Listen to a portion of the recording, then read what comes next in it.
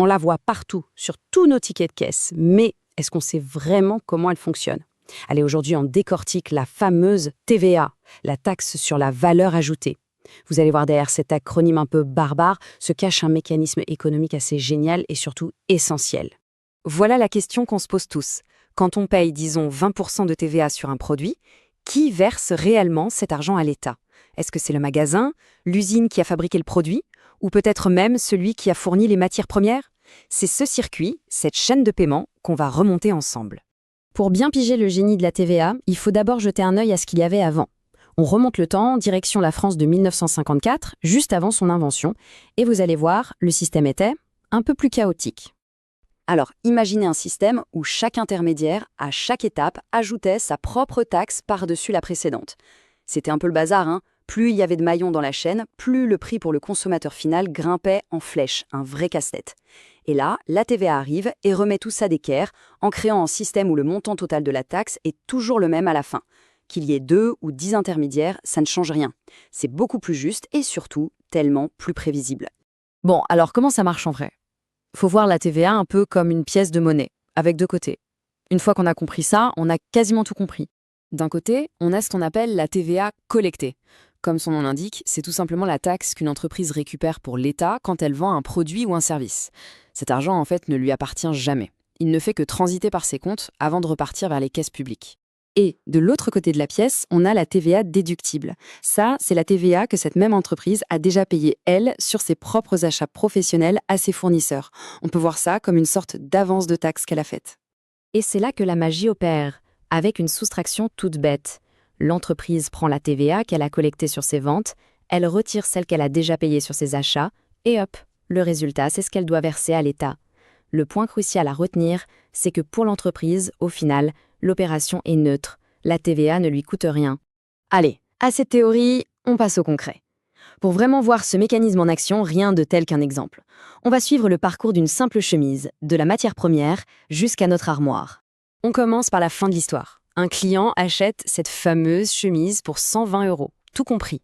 Et dans ce prix, il y a exactement 20 € de TVA. Ok, retenez bien ce chiffre, 20 €. C'est notre total à retrouver à la fin. Et dans cette histoire, on a 3 acteurs principaux. D'abord, le fournisseur de fil, celui qui crée la matière première. Ensuite, le fabricant, qui transforme ce fil en une belle chemise. Et enfin, le distributeur, le magasin, qui la vend au client. Pour que ce soit bien clair, on va faire le chemin à l'envers. On part du dernier maillon de la chaîne, le distributeur. C'est lui qui a vendu la chemise au consommateur final. Donc, en vendant la chemise 120 €, le distributeur a encaissé les fameux 20 € de TVA de la part de son client. Ça, c'est sa TVA collectée. Facile. Oui, mais voilà, avant de pouvoir la vendre, cette chemise, il a bien fallu qu'il l'achète. Il l'a achetée 70 € hors taxe au fabricant et sur cette somme, il a payé 14 € de TVA. Ça, ce sont ces 14 € de TVA déductibles. Et hop, on fait le calcul. 20 € collectés, moins les 14 € qu'il a déjà payés en amont, le distributeur ne doit donc plus que 6 € à l'État. Et voilà notre première pièce du puzzle. Ok, étape suivante. On remonte encore d'un cran et on s'intéresse maintenant au fabricant, celui qui a confectionné la chemise et l'a vendue au distributeur. Lui, en vendant sa chemise 70 € hors taxe au distributeur, il a donc collecté 14 € de TVA. C'est sa TVA collectée à lui. Sauf que pour la fabriquer, il a dû acheter du fil, disons pour 10 €. Et sur cet achat, il a payé 2 € de TVA à son propre fournisseur. C'est sa part déductible. Et on applique exactement la même formule. 14 € collectés, moins les 2 € déjà versés, le fabricant, lui, verse 12 € à l'État. Deuxième pièce du puzzle en place. Et on arrive enfin au tout premier maillon de la chaîne, là où tout a commencé, le fournisseur de fil. Alors lui, c'est encore plus simple. Il a vendu son fil et a collecté 2 € de TVA. Mais dans notre exemple simplifié, il n'a rien acheté pour le produire. Sa TVA déductible est donc de 0. Résultat, il verse l'intégralité de ce qu'il a collecté, soit 2 € à l'État. Bon, ça y est, on a toutes les pièces en main, c'est le moment de vérité. On assemble le puzzle et on vérifie si nos comptes sont bons. Et c'est maintenant que tout prend son sens.